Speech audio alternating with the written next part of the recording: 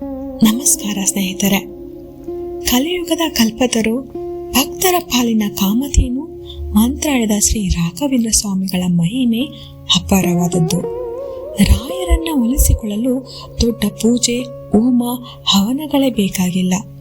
ಶುದ್ಧ ಮನಸ್ಸಿನಿಂದ ಓಂ ಶ್ರೀ ರಾಘವೇಂದ್ರಾಯ ನಮಃ ಎಂದು ಬೇಡಿಕೊಂಡರೆ ಸಾಕು. ಎಂತಹುದೇ ಕಷ್ಟಗಳಿದ್ದರೂ ರಾಯರು ಬೆನ್ನಿಗೆ ನಿಂತು ಕಾಪಾಡುತ್ತಾರೆ.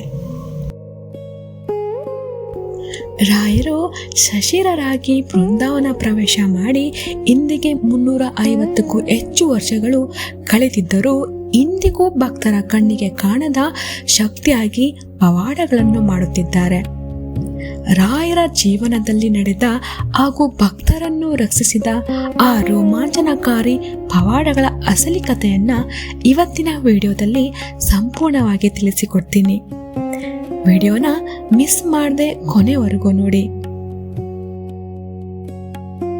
ಗುರು ರಾಘವೇಂದ್ರ ಸ್ವಾಮಿಗಳು 1595ರಲ್ಲಿ ತಮಿಳುನಾಡಿನ ಭುವನಗಿರಿಯಲ್ಲಿ ಗೋಪಮ್ಮ ಹಾಗೂ ತಿಮ್ಮಣ್ಣ ಭಟ್ಟ ಎಂಬ ದಂಪತಿಗಳ ಉದರದಲ್ಲಿ ಜನ್ಮ ತಾಳುತ್ತಾರೆ.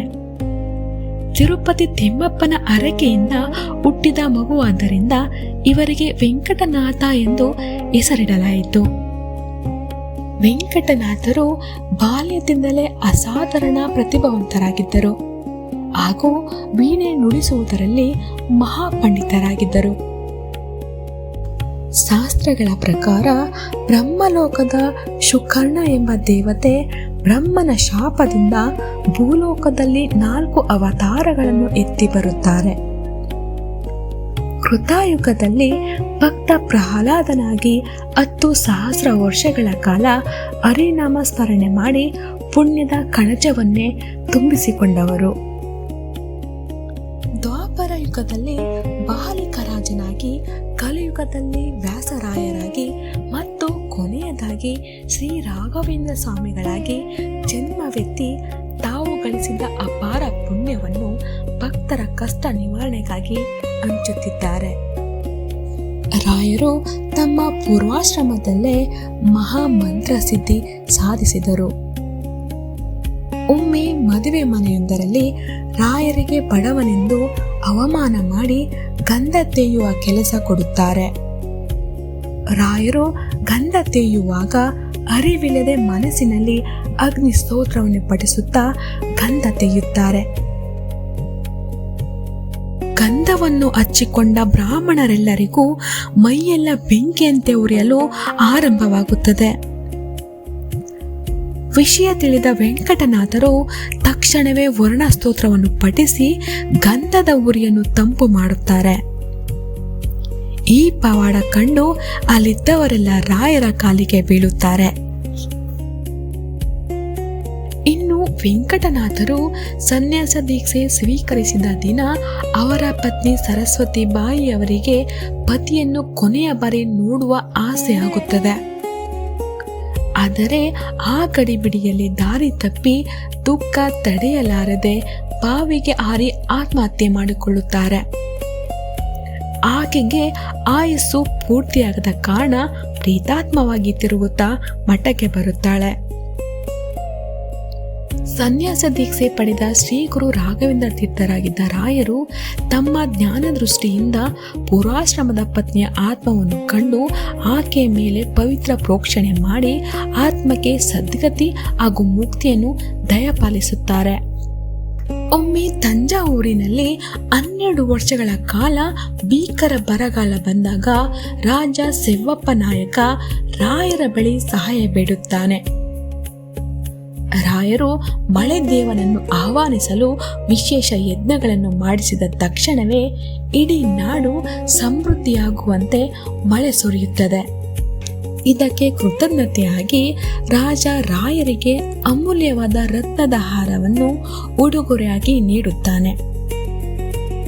ರಾಯರು ಆ ಹಾರವನ್ನು ಯಜ್ಞದ ಅಗ್ನಿಕುಂಡಕ್ಕೆ ಸಮರ್ಪಿಸಿದಾಗ ರಾಜನಿಗೆ ಸಿಟ್ಟು ಬರುತ್ತದೆ. ಆಗ ರಾಯರು ಶಾಂತವಾಗಿ ಅಗ್ನಿಕುಂಡಕ್ಕೆ ಕೈ ಹಾಕಿ ಕಿಂಚತ್ತೂ ಹಾನಿಯಾಗದ ರತ್ನದ ಹಾರವನ್ನ ಮರಳಿ ತೆಗೆದುಕೊಡುತ್ತಾರೆ. ಈ ಪವಾಡ ಕಂಡು ರಾಜನ ಅಹಂಕಾರ ಅಡಗಿ ರಾಯರ ಪರಮ ಸೇವಕನಾಗುತ್ತಾನೆ. ರಾಯರು ಬೃಂದಾವನಸ್ಥರಾದ ಮೇಲೂ ನಡೆದ ಪವಾಡಗಳಿವು. 1800ರ ಆಸುಪಾಸಿನಲ್ಲಿ ಮಂತ್ರಾಲಯದ ಮಠದ ಜಾಗವನ್ನು ವಶಪಡಿಸಿಕೊಳ್ಳಲು ಬಳ್ಳಾರಿಯ ಕಲೆಕ್ಟರ್ ಸರ್ ಥಾಮಸ್ ಮುನ್ರೋ ಮಠಕ್ಕೆ ಭೇಟಿ ನೀಡುತ್ತಾನೆ.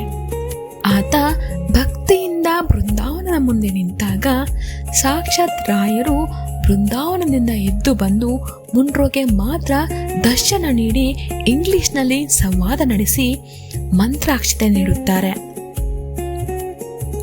ಇದರಿಂದ ಆಶ್ಚರ್ಯಚಕಿತರಾದ ಮುನ್ರೋ ಮಠದ ಜಾಗವನ್ನು ಮರಳಿ ಮಠಕ್ಕೆ ಬಿಟ್ಟು ಕೊಡುವಂತೆ ಆದೇಶ ನೀಡುತ್ತಾರೆ. ರಾಯರು ಬೃಂದಾವನ ಪ್ರವೇಶಿಸುವ ದಿನ ಅವರ ಪ್ರೀತಿಯ ಶಿಷ್ಯ ಅಪ್ಪಣ್ಣಾಚಾರ್ಯರು ನದಿಯ ಆಚೆ ದಡದಲ್ಲಿರುತ್ತಾರೆ.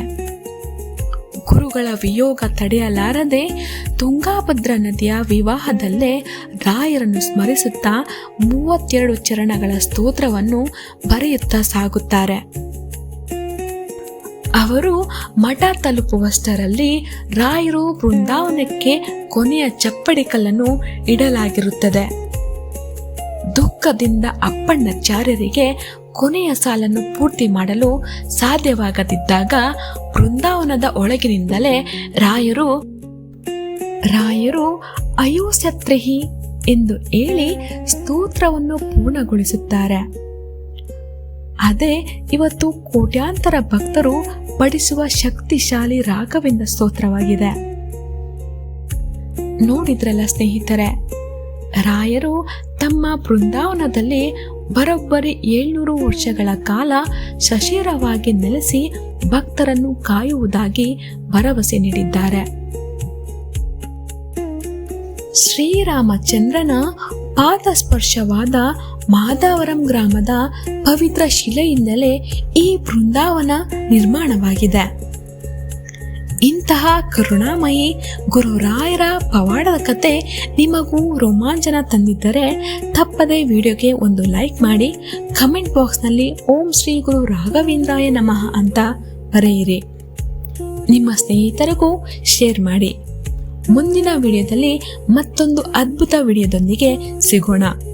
ಧನ್ಯವಾದಗಳು.